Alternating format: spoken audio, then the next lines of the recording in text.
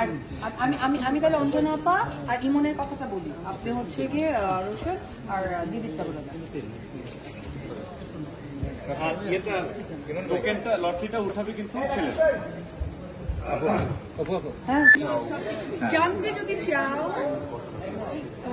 জানতে আপনারা শুরু করে দিবেন, তাই তো? আমি আমরা দুই পরিচয় নায়ক। করাই দিব তোমাদের দুজনকে। জানতে দেওয়ার পরে অভিনেত্রী জানতে যদি চাও কতটা তোমার, হ্যাঁ, তাই না?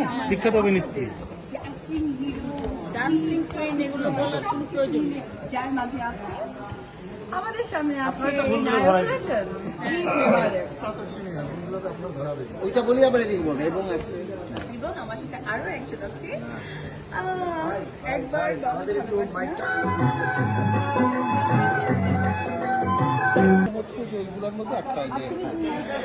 হ্যাঁ, গুরুজি